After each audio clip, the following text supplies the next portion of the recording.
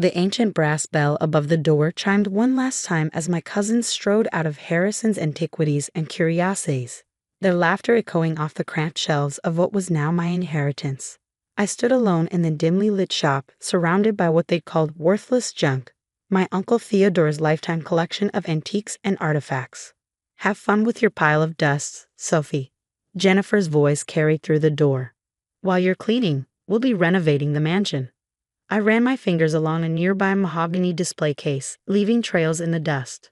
At 32, I was the black sheep of the Harrison family, the one who'd chosen to study archaeology instead of business, who'd spent years on digs while my cousins climbed corporate ladders. Now, Uncle Theo's death had brought us all back to Boston, and his will had shocked everyone. To my beloved niece, Sophie Harrison, I leave my antique shop and all its contents the lawyer had read yesterday while my aunts and cousins sat in stunned silence. To Jennifer and Michael Harrison, I leave the family mansion and its grounds, along with my liquid assets. The monetary difference was staggering. The mansion alone was worth millions, not counting Uncle Theo's substantial bank accounts. The shop? It had been struggling for years, barely breaking even. My cousins thought Uncle Theo was punishing me with this gift, but they didn't know Uncle Theo like I did. I remembered the summer afternoons I'd spent here as a child, listening to Uncle Theo's stories about each artifact. He taught me to see beyond the surface, to understand that value wasn't always measured in dollars and cents. "Every object has a story," he'd say, his eyes twinkling behind wire-rimmed glasses. "You just have to know how to read it." Now, standing in the fading afternoon light, I could almost hear his voice among the shadowed shelves. The shop was exactly as he'd left it, a maze of display cases and wooden cabinets, filled with everything from Victorian silverware to ancient Egyptian scarabs, reproductions, of course, or so we'd always thought. I made my way to his office at the back of the shop, navigating the narrow aisles with practiced ease. The small room was a testament to organized chaos. Books stacked in precarious towers, maps covering every inch of wall space, and his beloved roll-top desk dominating the corner. That's when I noticed something odd. The ancient Persian rug, the one Uncle Theo had always said was his most valuable possession, was slightly askew. In 20 years of visiting this office, I'd never seen that rug out of place. Uncle Theo had been almost obsessive about its positioning. Kneeling down, I rolled back the heavy fabric. There, carved into the wooden floorboard, was a small symbol, a circle within a square, exactly like the pendant Uncle Theo had always worn, the one that had mysteriously disappeared after his death. My heart began to race. Uncle Theo had been more than just an antique dealer. He'd been a scholar, a collector of mysteries, and I'd always suspected something more. His stories had often hinted at secret societies and hidden treasures, tales I dismissed as flights of fancy. But now, I ran my fingers over the carved symbol, remembering something he told me years ago. "Sometimes, Sophie, the greatest treasures are hidden in plain sight. You just need the right key to see them." The key, the strange brass key he'd left me in his will, along with a cryptic note I hadn't yet opened. I'd assumed it was to the shop's front door, but now. I pulled both items from my bag, the ornate key with its unusual teeth, and the sealed envelope with my name written in Uncle Theo's elegant hand. The paper was thick, expensive, with that same circle and square symbol watermarked in the corner. My hands trembled slightly as I broke the seal and unfolded the letter. "My dearest Sophie, if you're reading this, then two things have happened. I've left this world for the next great adventure, and you found the mark beneath the Persian rug. I always knew you would. You have the gift, the ability to see what others miss. What I'm about to tell you must remain secret. Your cousins, your aunts, the entire family, they cannot know. Not yet. The shop isn't just a shop, Sophie. It's a gateway, a repository of secrets that go back centuries. The Antiquarian Guild has protected these secrets for generations, and now that responsibility passes to you. But beware, there are those who would kill for what lies hidden here. Trust no one until you've seen the truth for yourself. Use the key, follow the signs, and remember what I taught you about reading the stories in objects. The first step is behind my bookshelf, the one with the treatise on Mediterranean pottery. The key will fit a lock you cannot see until you know where to look. All my love and all my trust, Uncle Theo. P.S. If Jennifer and Michael are being their usual charming selves about the inheritance, don't let it bother you. They have no idea what they've missed. I read the letter 3 times, my mind spinning. The Antiquarian Guild, hidden secrets. It sounded impossible, like something from a movie. But Uncle Theo had never been one for practical jokes, and that symbol. Standing up, I moved to the bookshelf he'd mentioned. It looked ordinary enough, old volumes on pottery, archaeology, and art history. But when I ran my fingers along the edges, I felt something. A slight irregularity in the wooden frame, right at eye level. Looking closer, I noticed tiny marks carved into the wood, so faint they were nearly invisible. They formed a pattern similar to the one on the floor, but more complex. In the center was a small depression that looked like. My hands shaking, I inserted the brass key. It fit perfectly. But before I could turn it, I heard voices outside the shop. Loud, angry voices. Through the office window, I saw 3 men in dark suits examining the shop's facade. They weren't family, and they definitely weren't customers. "The old man's dead," one said, his voice muffled through the glass. "If it's here, now's our chance." I froze, the key still in the lock. Uncle Theo's warning echoed in my mind. There are those who would kill for what lies hidden here. The bell above the shop door chimed. They were inside. I had seconds to decide, turn the key and step into whatever mystery Uncle Theo had left for me, or face the men who were even now making their way through the shop. The key turned silently in the lock, and everything I thought I knew about Uncle Theo, about my inheritance, about reality itself, was about to change forever. Because what I found behind that bookshelf would not only solve a centuries-old mystery but would also put me in the crosshairs of people far more dangerous than my spoiled cousins. People who would stop at nothing to claim what Uncle Theo had protected for so long. But I'm getting ahead of myself. To understand what happened next, you need to know about the summer I turned 12, when Uncle Theo first showed me the secret language of symbols hidden in everyday objects. When he first hinted at the true purpose of his little antique shop. And most importantly, you need to know about the ancient society that had been watching our family for generations, waiting for someone like me to finally unlock the truth. The bookshelf swung silently inward, revealing a narrow passage that shouldn't have existed in a building I thought I knew by heart. Behind me, heavy footsteps approached the office. I slipped through the opening, pulling the shelf closed just as shadows appeared under the office door. The passage was pitch black for a moment before soft lights activated along the floor, revealing a metal staircase descending into the earth. The air was cool and dry, carrying a faint scent of old paper and something else. Something ancient. Above, I heard muffled voices in Uncle Theo's office. Search everything. The old man must have left some clue about the collection's location. I descended the stairs as quietly as possible, counting the steps. 27. Uncle Theo's favorite number. At the bottom, I found myself in a room that defied belief. It was vast, far larger than the shop's foundation should have allowed. Climate-controlled glass cases lined the walls, filled with artifacts that made my archaeological training scream in disbelief. These weren't the reproductions we displayed upstairs. These were real. A perfectly preserved Greek amphora from the 5th century BCE.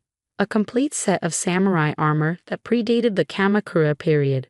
Celtic torques that still gleamed with their original gold, and in the center of the room, a massive wooden table covered in maps, documents, and a state-of-the-art computer system that hummed quietly.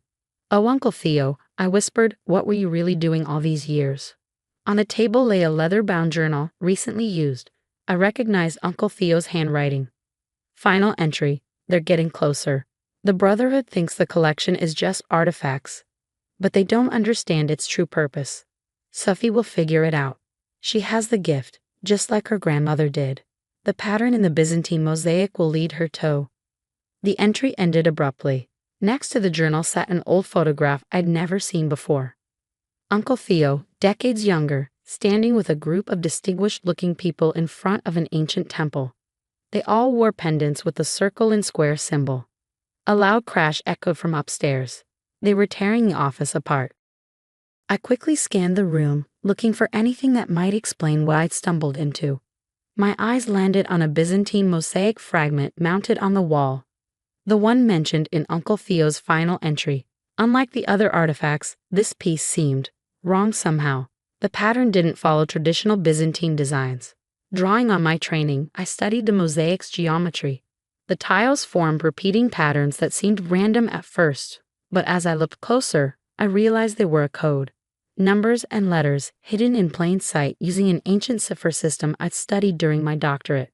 When translated, they read, "The collection guards the gate guards the truth.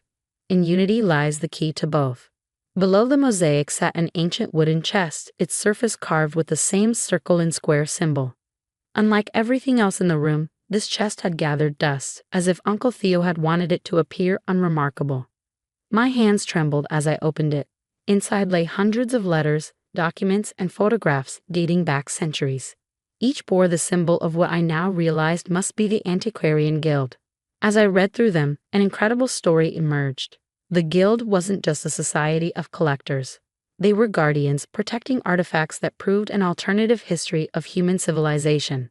Evidence of advanced ancient knowledge that could revolutionize our understanding of the past, and possibly threaten the foundations of modern power structures. A sealed envelope addressed to me sat at the bottom of the chest. Inside was a USB drive and another note from Uncle Theo. "Sophie, if you're reading this, you found the true inheritance. The collection isn't just artifacts, it's proof. Proof that human civilization is far older and more advanced than we've been led to believe. Proof that certain technologies and knowledge have been rediscovered and lost multiple times throughout history. The Brotherhood of the New Dawn wants to use these artifacts to control this knowledge, to maintain their power over history itself. The Guild has fought them for centuries, preserving the truth until humanity is ready for it.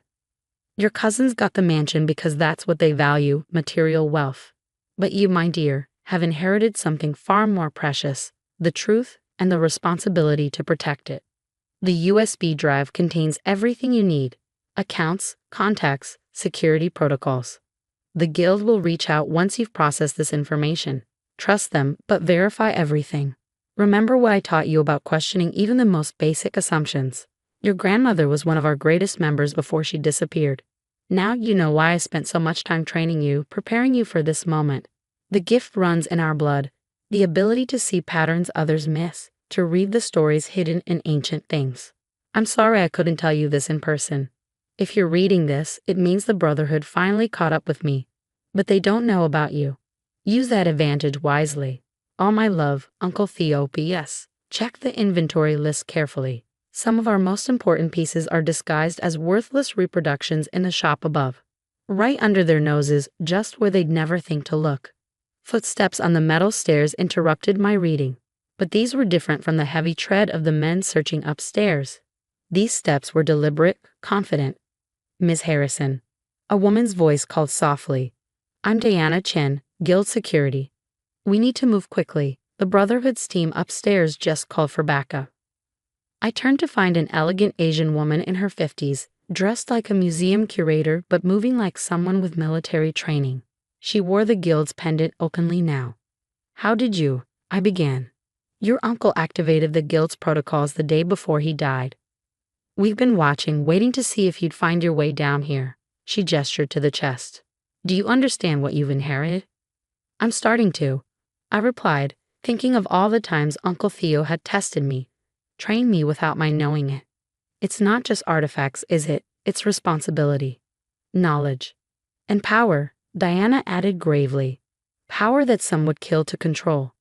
The Brotherhood thinks these artifacts are the treasure, but your uncle understood the real value is in the knowledge they represent. Knowledge that could change everything or destroy everything in the wrong hands. More footsteps above. Angry voices. "They're pulling up the floorboards," Diana said tensely. "We have about 3 minutes before they find the entrance. We need to move the critical pieces now." "Are you ready to accept your inheritance, Ms. Harrison? Really accept it?" I looked around the room, at the artifacts that rewrote history, at Uncle Theo's lifetime of work, at the responsibility he prepared me for without my knowing it. I thought of my cousins up in their mansion, counting their money, having no idea of the real treasure they'd missed. "Yes," I said firmly. "Where do we start?" The next hour was a blur of activity as Diana's team evacuated key pieces through a secondary tunnel I'd never known existed. I memorized security protocols, passwords, and contact procedures. The Brotherhood found the entrance eventually, but by then we'd vanished with the most important items, leaving them with a room full of convincing duplicates. Hours later, in a secure guild facility, Diana finished briefing me on my new reality. Your uncle was one of our best, she said. He identified you as his successor years ago, but we had to be sure. Finding your way down there, decoding the mosaic, that was your final test. And if I failed? The Brotherhood would have found an empty room, and you would have inherited exactly what they think you did. A struggling antique shop. She smiled. But you didn't fail. Welcome to the guild, Ms. Harrison. That was 6 months ago. The shop still stands, still selling reproductions to unsuspecting customers. My cousins still laugh about my worthless inheritance at family gatherings. Let them laugh. Because now I know the truth. About Uncle Theo, about our family's legacy, about history itself. Every day, I learn more from the collection, unlocking secrets hidden in plain sight. The Brotherhood is still searching, of course. They always will be, but they're looking in the wrong places, just as they always have. Because the real treasures aren't in secret rooms or hidden vaults. They're scattered throughout the shop above, disguised as worthless trinkets, telling their stories to anyone who knows how to read them. Uncle Theo taught me well. Value isn't always what it seems. Sometimes the greatest treasures are the ones others overlook. And sometimes, the most important inheritance isn't what you get, it's what you become. Last week, a young girl visited the shop with her parents. While they browsed the expensive items in the front, she lingered by a dusty shelf of reproductions, studying their patterns with unusual intensity. I watched her trace the hidden symbols none of her family could see, and I smiled.